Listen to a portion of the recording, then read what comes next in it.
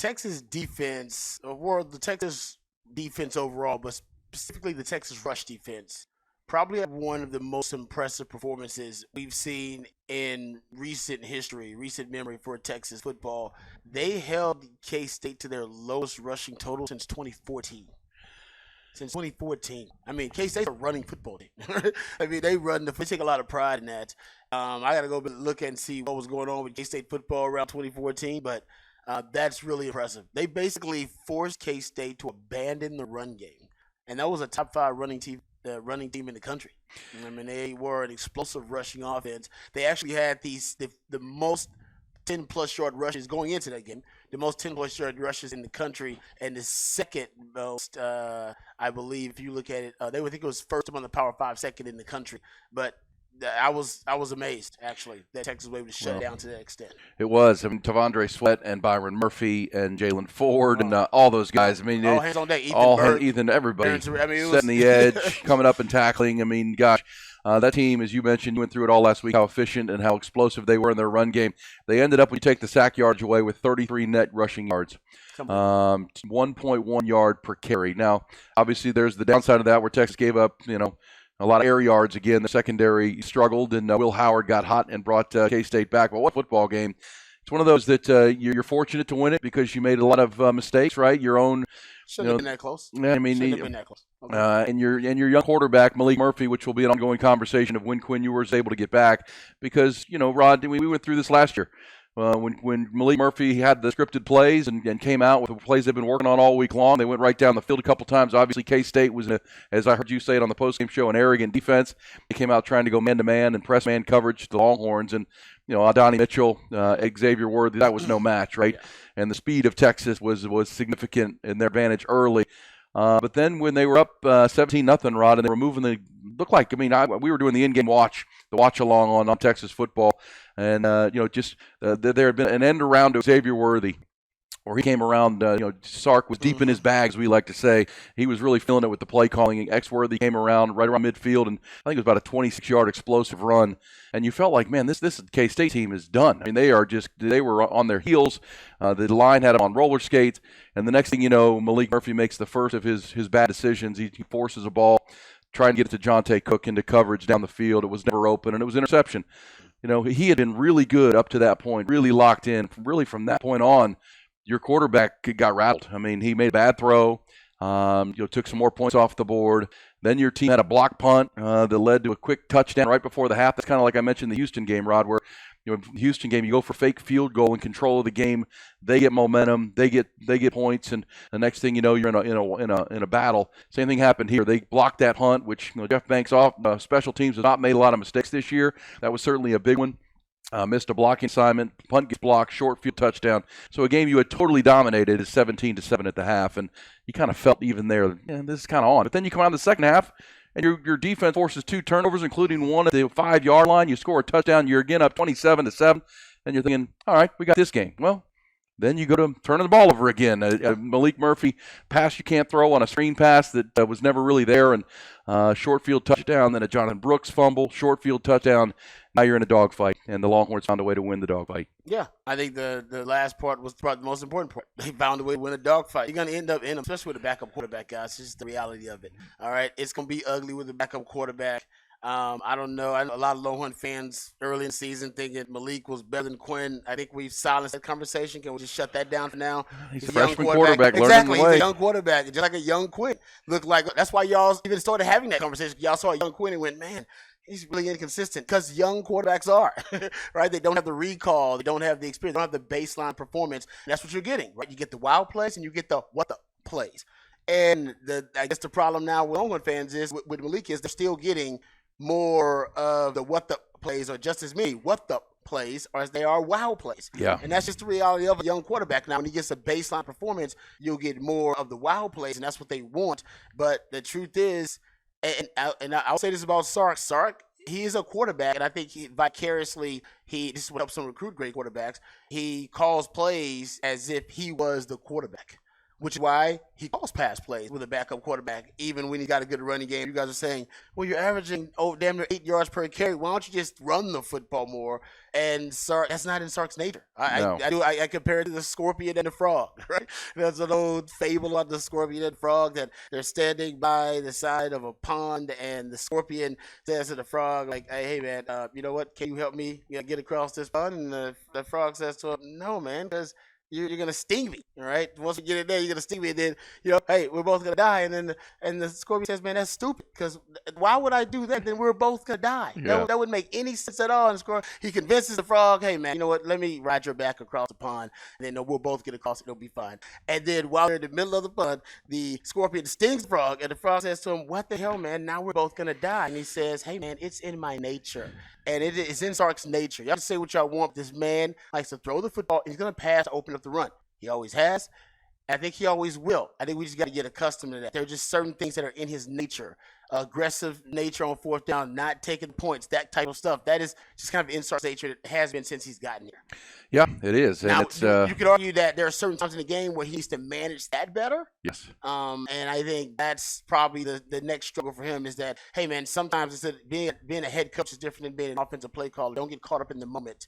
Let's start thinking about the big picture here. And I think sometimes he loses track of the big picture because he's just thinking about, oh, man, they're in man coverage. I'm about to throw this rock. And I will admit, they did give him a lot of man coverage, bump and run man coverage.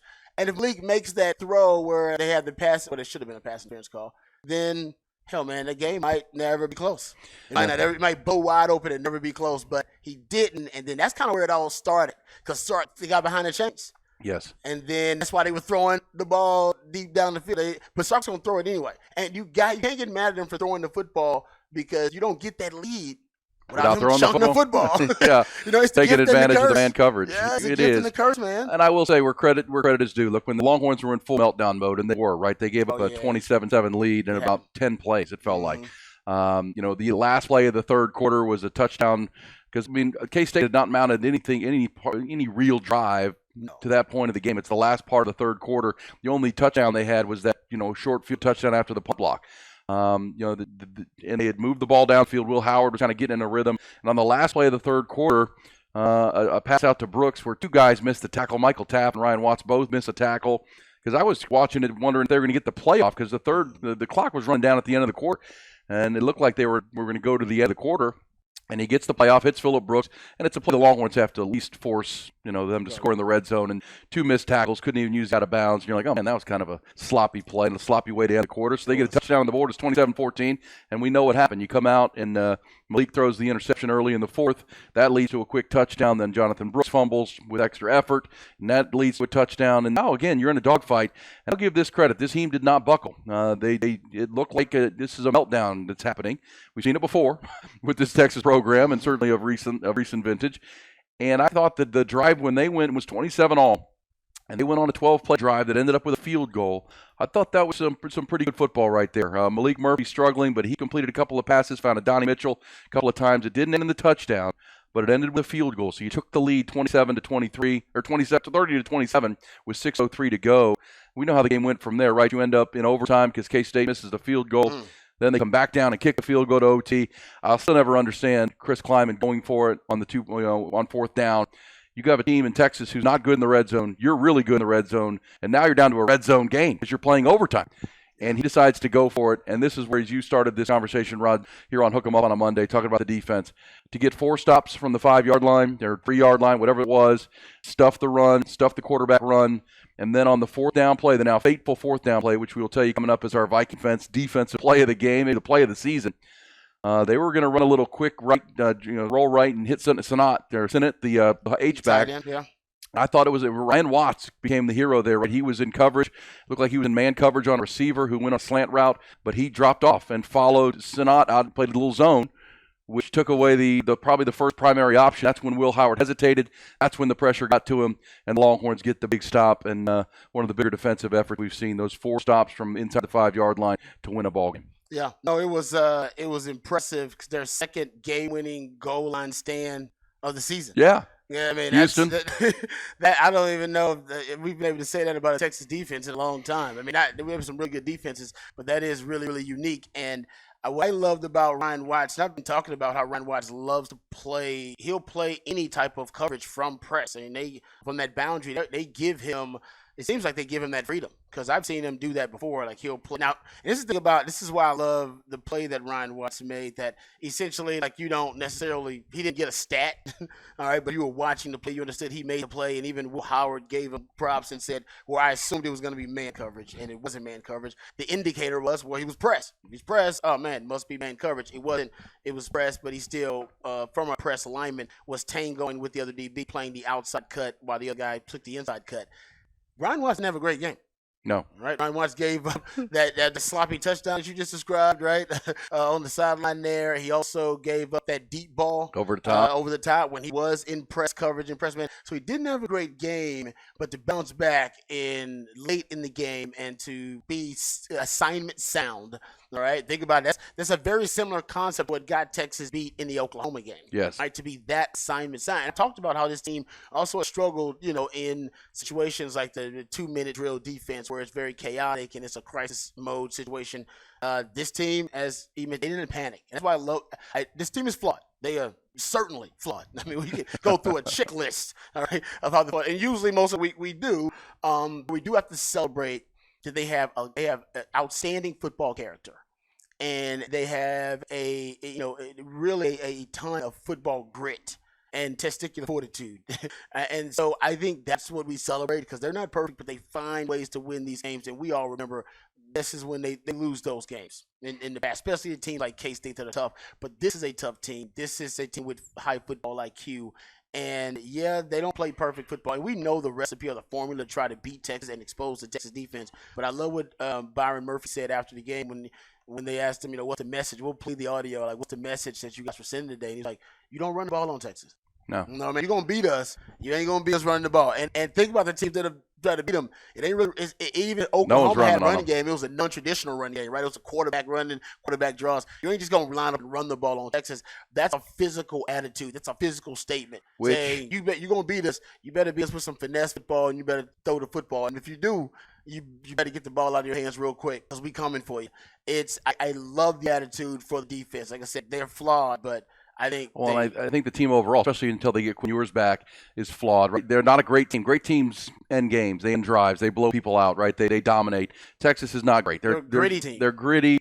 They're a work in progress still. Right? They're trying to get to become a great program, a great team. But this right now is just they're really really good. But yes, they're fundamentally flawed in some places. But they're finding ways to win. And you mentioned they're not going to run the ball. Well, look, if they take care of the business the next 3 weeks against teams they're going to be heavily favored over. They're going to play Oklahoma State most likely in the Big 12 championship game. What do? They run the ball. Ollie Gordon is moving towards the Doak Walker Award the way he's playing. That's the guy you got to stop to beat Oklahoma State, so you feel pretty good about that. But you got to handle your business in the right now. We'll talk more about that. We'll hear that Byron Murphy sound coming up in Behind the Burnt Orange Curtain as we talk Texas football all morning here on Hook 'em Up. Longhorns sitting at number 7 in the country, tied with Oak State atop the Big 12 with 3 to play. Also, we'll talk about the Cowboys and Eagles yesterday. Who wanted to self-destruct more? Turned out to be the Cowboys. Wanted to self-destruct more yesterday. We'll talk about the heavyweight matchups in the NFL and a great Saturday of college football. Man, it was wall-to-wall from the Longhorn game on. Hard to pick a game that didn't come down to the wire. But, Rod, tell them about MyBookie, and then we'll get back to some college football chatter. No doubt. Of course, if you are placing a bet of any kind, and a lot of you out there may be placing some bets, nothing wrong with that. You want to place it with my friends over at MyBookie. They do a great job, of course, because they give you the most bang for your buck, and that's what I'm all about, getting the most bang for your buck. So when your money's on the line, put it on the line with MyBookie, a trusted sports book that gives you tools, all the tools you need to win and win big. At MyBookie, it doesn't matter if your team is up or down. You can easily cash out or bet the game live to come out on the winning side. Use MyBookie for daily odds boosts, same game parlays, and take advantage of huge prize pool contests. Every single sack, fumble, and touchdown is another chance at a big payday. To get started, it's really easy. Go to MyBookie.ag right now and register for an account. Absolutely free. $3.99. Best price you can get. And when you're ready to make your first deposit, just use the promo code HORN, HORN, to grab a welcome bonus on the house. Once again, that's that free $3.99 we're talking about. The promo code is HORN to claim your deposit bonus and for a limited time, a free chip to use in the MyBookie casino. Right now, it's the perfect time, so use the promo code HORN, HORN, and try the money bag, the MyBookie money bag, to grab a potential Super Bowl frontrunner at long shot odds. Have you ever heard 38,000 plus odds on the 49ers and the Chiefs? You won't find odds like that anywhere else other than MyBookie. So go check it out. You can bet anything, anytime, and anywhere, only at MyBookie. All right, MyBookie, good stuff right there. Rob will come back with Burn Orange Curtain. Also, this Cowboys game. Eagles kind of remind you of the Cowboys, right? I mean, they're now 8-1, and they sit atop the division, hit into their bye week. They were no means great yesterday, but they found a way to beat the Dallas Cowboys. I know that's frustrating for Cowboys fans because every opportunity was there. I mean, the Eagles were keystone copping this thing down the stretch, and penalties. The Longhorns, the Cowboys moved the ball down the field in the final drive. 50, 60 yards of penalties. One, a big pass interference call, a roughing the passer call was called, or a personal foul. And the Cowboys all of a sudden sitting at first and goal at the 6 with plenty of time, Rod. Plenty of time. I mean, first and goal at the 6-yard line, you're thinking, oh, gosh. I mean, you got 27 seconds left. I mean, you can take multiple shots at the end zone. Problem is, though, you have no running game. Yeah, that's the and problem. Don't even try to establish it, Rod. You're like K-State, but all season long. It's like they don't even K-State try. In that game where you abandon the running game, they basically have no running game, and it was good to abandon it because you had big Dak energy to rely on, so that was good. But yeah, man, they got to figure out the running game. The passing game. Remember we talked about that, and I brought it up multiple times last week. I'm not saying they fixed it, but they've definitely found some remedies. They found some. C.D. Lamb, Jake Ferguson, these guys have been great. They found a way to rectify their issues, but the running game, they got to fix it, man. They got to do something. Well, but it's like they don't even try, Rod. I mean, they don't even try. Well, because it doesn't work. What's the point in trying if it doesn't work? You wouldn't be in that game if you had been stubborn about the running game. It's so bad. It feels like when I'm watching the Cowboys, their offensive line's always back on its heels. They're never in a come off the ball power stance. That's fair. It's always pass. I mean, you can almost give it away. It's like, guys, you got big dudes. You got Zach Martin up there. Why don't you come up like the Eagles do and who lean into their run game? I don't think the Eagles' offensive line is better than the Cowboys. It's not that much better. But the Cowboys are always in pass pro. They're always in drop back mode. And it's like Tony Pollard doesn't even play on the team at this point. I mean, they hand on the ball sparingly. And certainly when they get inside the red zone, they didn't even try. The Cowboys had been down there with 6 minutes to play in a 5-point game. Dak Prescott stepped out of bounds a half a yard too soon.